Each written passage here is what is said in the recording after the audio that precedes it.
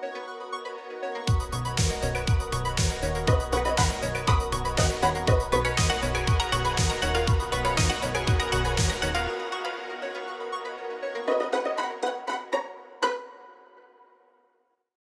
everyone! أهلا وسهلا بطلاب الصف الخامس الابتدائي with the science lessons تحت رعاية وإشراف وزارة التربية والتعليم. Today we're going to take the second part of lesson number 1 in unit 2. هنتكلم دلوقتي عن تاني جزء في lesson number 1 واللي هو the circulatory system and circulation.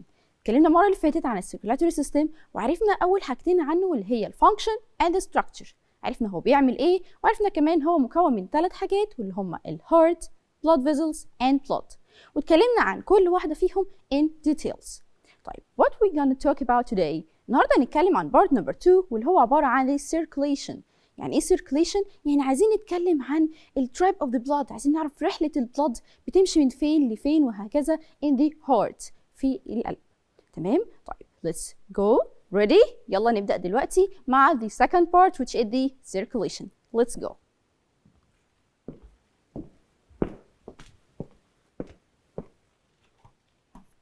So now our lesson is the circulatory system and circulation. وهنبدأ بsecond part زي ما اتفقنا واللي هو the circulation. طيب عندنا the blood circulation أول حاجة كده ناخد points مهمة بعد كده نبدأ في التريب بتاعة البلد. أول حاجة عندنا هنا البلد دايما بيدخل من الفينز يروح للهارت للupper chambers أوكي واللي هم الاتريوم وبعد كده ينزل للventricles ويخرج من الهارت from the arteries أوكي تمام. فاحنا عندنا هنا الهارت دايما بيبقى فيه circulation، دايما البلد بيتحرك. طب تعالوا دلوقتي نتكلم اكتر عن the circulation of the blood ونعرف دلوقتي كمان ان في عندنا نفتكر ان في deoxygenated blood و oxygenated blood. deoxygenated blood هو البلد which is rich in carbon dioxide والاكسجينيتد blood وهو اللي فيه ايه oxygen. عندنا هنا البلو بيبقى هو الديوكسجينيتد والريد هو الاكسجينيتد. بس ايه كانفورميشن لينا احنا نعرف نفرق ما بينهم. طيب احنا دلوقتي عندنا the heart. يلا بقى نبدأ دلوقتي we're gonna take now the steps of the blood circulation. ناخد دلوقتي بالراحة الستبس. يلا أول حاجة the first step. أول حاجة اللي بيحصل the blood comes from the all body parts. بيجي من كل البودي parts. طب لما البلد يجي من البودي parts هيكون oxygenated ولا deoxygenated؟ هيكون deoxygenated يعني في ايه؟ في carbon dioxide rich in carbon dioxide. يبقى the first step that the blood comes from all the body parts to the heart and it enters to the right atrium through the veins واللي هم هيبقوا ايه؟ superior and inferior vena cava. طيب كده أول step إن البلد دخل ووصل لفين؟ وصل للرايت atrium. طيب بعد كده إيه اللي هيحصل؟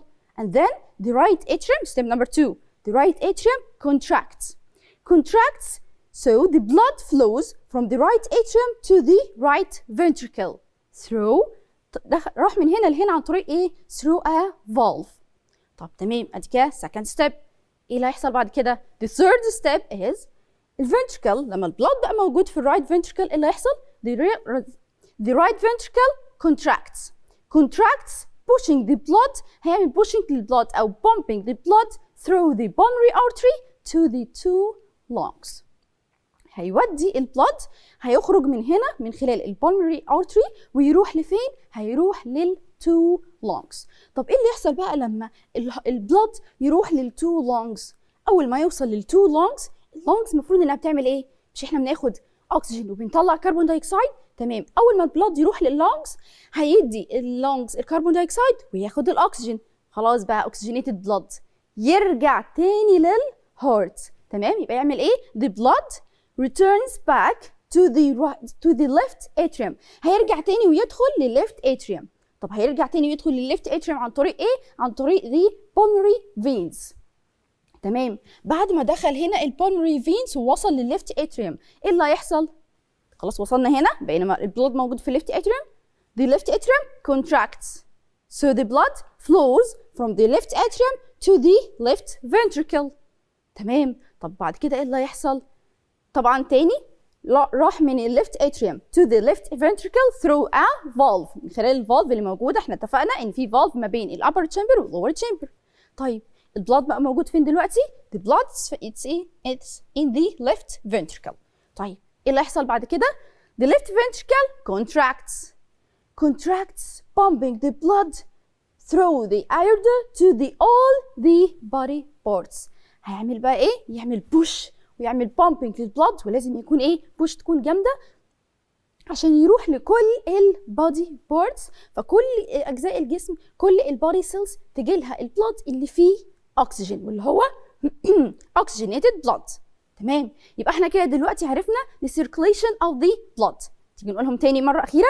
أول حاجة the first step the blood comes from all the body parts to the right atrium and then through the superior and inferior vena cava. بعد كده اللي يحصل the right atrium contracts, then the blood flows from the right atrium to the right ventricle through a valve.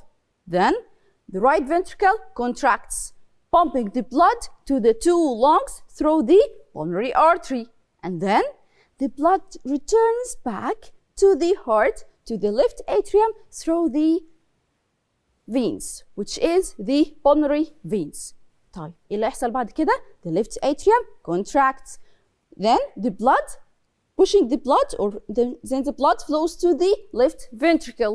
And then the left ventricle contracts also. So it pushing the blood or pumping the blood to all the body parts through the aorta. تمام؟ طيب يبقى احنا كده عرفنا ايه؟ We know the steps of the blood circulation. عرفنا الستبس وعرفنا البلد بيعمل ايه في الهارت. طبعا الستبس دي بتكون ايه؟ continuously، بتكون بطريقة مستمرة. طيب يبقى احنا كده عرفنا أول حاجة واللي هي blood circulation وعرفنا الستبس بتاعت البلد. طب تعالوا كده دلوقتي ناخد give reason عن الهارت. عن ايه بقى؟ The first question we have in here that the wall of the left ventricle is more thicker than the right ventricle. يا ترى ليه الليفت ventricle بتكون الوول بتاعها thicker؟ طب ثانية كده تعالوا نفتكر. هو الليفت ventricle بيعمل pumping للبلد لفين؟ والرايت ventricle بيعمل pumping للبلد لفين؟ مش الرايت ventricle بيعمل pumping للبلد للتو lungs بس، يعني حاجة قريبة. طيب والليفت ventricle بيعمل pumping للبلد بيروح لكل البادي بارتس، فلازم يكون ايه؟ strong، فلازم الوول تكون thicker. يبقى الانسر عندنا هنا هتبقى ايه؟ because the left ventricle pumps blood to all the body cells while the right ventricle pumps blood to the two lungs only. تمام؟ طيب يبقى احنا كده عرفنا هنا ليه left ventricle عندها wall thicker than the right ventricle. طيب let's complete. Now we have some notes you have to know. طيب نعرف ايه عندنا؟ عايزين نعرف ان when the right atrium receives blood، لما الرايت atrium هنا when the right atrium بياخد البلد through the or from the vena cava, the left atrium also receives the blood from the pulmonary veins at the same time. يعني ال two upper chambers بياخدوا blood في نفس الوقت. طيب بعد كده ايه اللي يحصل؟ نفس الكلام ال two ventricles when the right ventricle pumps blood to the lungs، لما right ventricle يعمل pumping blood ويروح لللungs، the left ventricle also pumps blood to all the body cells at the same time. يبقى عندنا الاتريوم الاثنين بياخدوا blood في نفس الوقت، والفنتريكل الاثنين بيعملوا pumping blood في نفس الوقت، يبقى ايه؟ continuously. طيب اخر حاجه عايزين نعرفها هنا وان هي ايه؟ the pumping of the blood in your arteries is called the heartbeats. Again, the pumping of the blood in your arteries، يعني لما يعمل pumping blood في الارتريز دي اسمها ايه؟ it's called the heartbeats. تمام؟ طيب ومن هنا بقى دلوقتي عايزين نحسب يا ترى الهارت بيتس at rest هتكون قد ايه؟ يعني واحنا قاعدين كده ما بنعملش حاجه الهارت بيتس هتكون قد ايه؟ طب لو احنا بنعمل exercising الهارت بيتس هتكون قد ايه؟ تيجوا دلوقتي ناخد some activities to know the answers. يلا let's complete.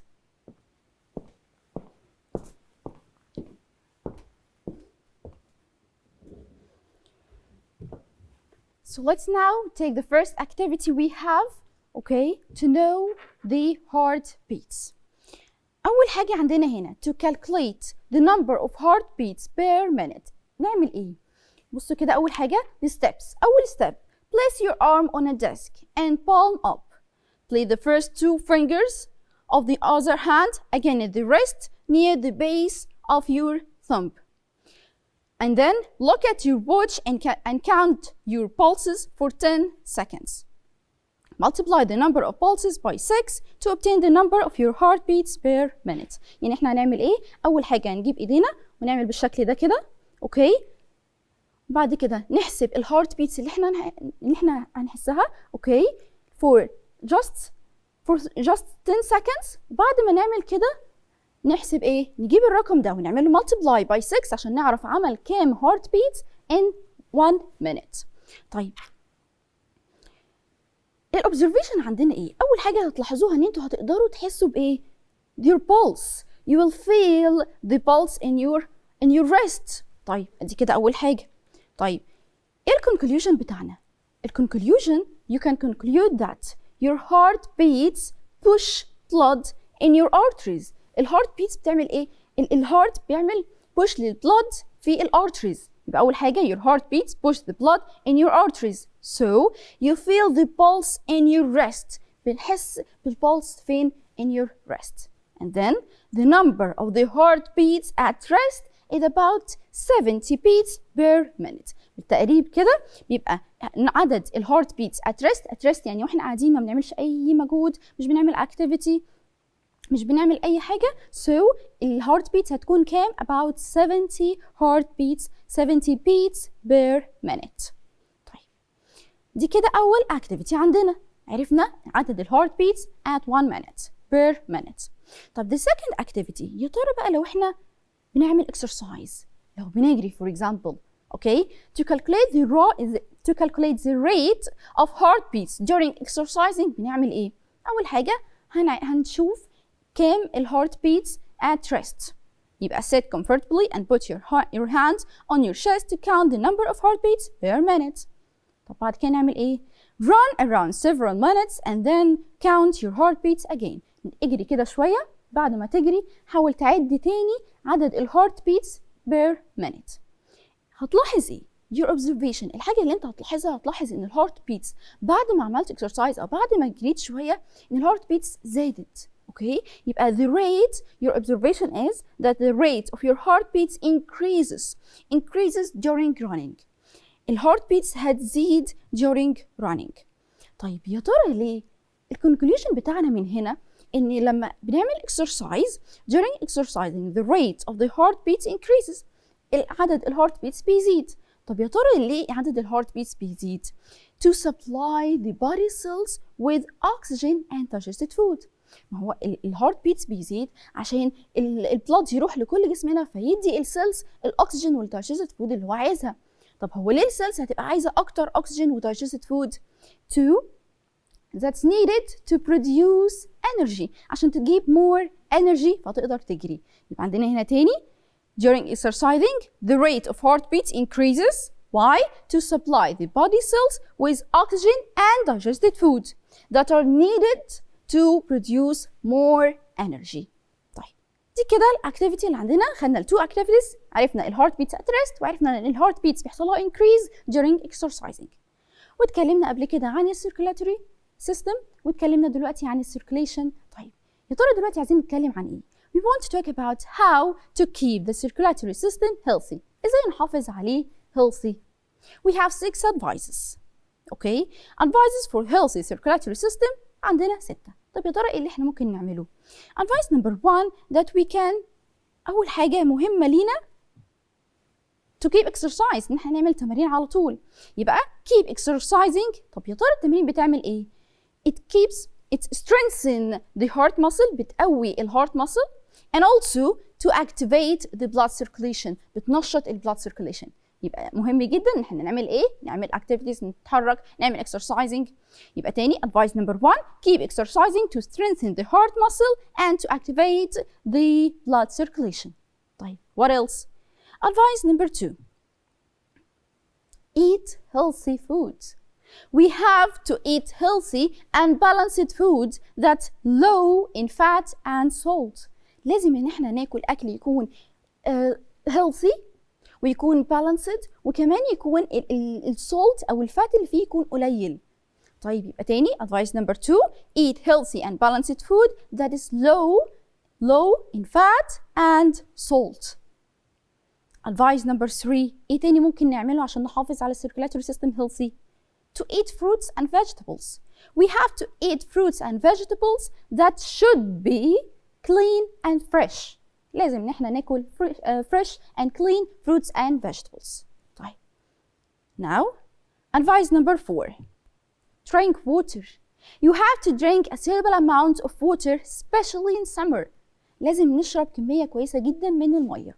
ليه؟ Because it keeps the circulatory system healthy.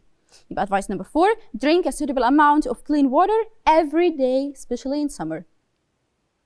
Now, advice number 5. Advice number 5, to avoid exposure to infections and accidents. حاول على قد ما تقدر انت تبعد عن اي accidents، عن اي حاجة ممكن تسبب ان انت تتجرح، ان انت حاجة تحصل غلط، تتصاب بأي حاجة. يبقى ايه؟ avoid exposure to infections and accidents. طب ولو حد حصل له wound مثلا، when wounded try to stop. أول حاجة stop bleeding، حاول انت توقف bleeding. تاني حاجة clean the wound. and number 3 get the appropriate treatment. تحاول انت تلاقي ايه التريتمنت المناسب.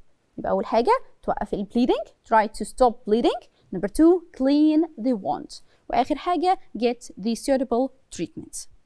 Now advice number 6، واللي هي آخر advice عندنا. avoid smoking and smokers. نحاول احنا نبعد عن السموكينج وكمان السموكرز. طب يا ترى ليه لازم نبعد عن السموكينج والسموكرز؟ لأن احنا عندنا السموكينج ده it causes ايه؟ بتسبب حاجات كتيرة. it harms the heart، بيأذي الهارت، كمان weakness the blood circulation.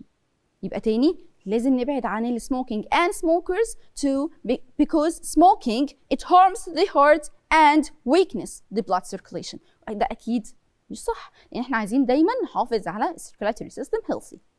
طيب. Let's take a give reason question. Give reason. We must avoid smoking. يا ترى ليه لازم نبعد عن smoking تاني؟ هنقول نفس اللي احنا قلناه. To keep the circulatory system healthy. طب ليه؟ Because the smoking harms the heart and weakness the blood circulation. تمام؟ طيب يبقى احنا كده اتكلمنا عن ايه؟ اتكلمنا عن كذا حاجة. أول حاجة اتكلمنا عنها اللي هي the circulation. قبل كده اتكلمنا عن circulatory system. والنهارده اتكلمنا عن the circulation، وعرفنا التريب أو steps of the blood circulation. وعرفنا البلاد بيدخل الهارت ازاي والcirculation والطريقة بتاعته. طيب بعد كده اتكلمنا عن ايه؟ اتكلمنا عن two activities، ازاي نحسب الهارت بيتس at rest، وعرفنا كمان ان الهارت بيتس بيحصل لها increase during exercising. واتكلمنا كمان عن how to keep the circulatory system healthy، وعرفنا ازاي نحافظ عليه. طيب تعالوا دلوقتي نبدأ بشوية questions عن الليسون كله. The questions on lesson number 1. The first question. Complete the following. Number 1. The circulatory system consists of ايه؟ يا ترى الcirculatory system مكون من ايه؟ خدناه قبل كده، يلا. Heart, blood vessels and blood. عندنا هنا تاني blood أو heart, blood vessels and blood. يبقى تاني the circulatory system consists of ايه؟ Heart, blood vessels and blood. طيب question number 2. The plasma transfers the waste products from the body parts to what? To get rid of them. هو البلازما بتوصل الحاجات دي لفين عشان تقدر تتخلص منها؟ To the special organs. بتوصلها لspecial organs عشان بعد كده ايه؟ تقدر تتخلص منها. الspecial organs حاليا هنعرفها بإذن الله في lesson number 2. يبقى تاني the plasma transfers the waste products from the body parts to special organs to get rid of them. طيب what else? The heart consists of 4 chambers filled with what? الهارت بيكون فيه ايه؟ بيكون فيه blood. طيب والهارت بيكون connected بايه؟ connected with blood vessels. طيب another question, right or wrong? The valves allow the backflow of blood from the ventricles to the atria. البلد بيقدر يرجع تاني من الventricles للاتريا؟ No. In one direction بس، من الاتريا للventricles. طيب ايه تاني؟ Number 2, question number 2. The red blood cells are responsible for defending the body against microbes. هي red blood cells هي بتعمل كده؟ لا، دي white blood cells، يبقى wrong. طيب another question. The heart is located in the mouth cavity. هو الهارت موجود في الماوث cavity؟ No, it's found in the chest cavity. Another question. The heart has 2 sides. Yes, it has the left side and the right side. Now choose the correct answer. The heart is a muscular pump in the size of your what? Of your fist. تمام. طيب another question. Look at the figure, then choose the correct answer. All are the cells that are responsible for carrying oxygen from the lungs to the body cells and carbon dioxide from the body cells to the lungs. مين اللي كان بيعمل كده؟ red blood cells ولا الوايت ولا blood platelets ولا plasma؟ the red blood cells. تمام؟ طيب then look at the figure, then choose the answer. The blood platelets تعمل ايه؟ They carry the blood components ولا prevent bleeding and infection when wounds are exposed to air, or defend the body against germs and microbes, or carry the carbon dioxide gas from the body cells to the lungs. بتعمل ايه blood platelets? Prevent bleeding and infection when wounds are exposed to air. طيب.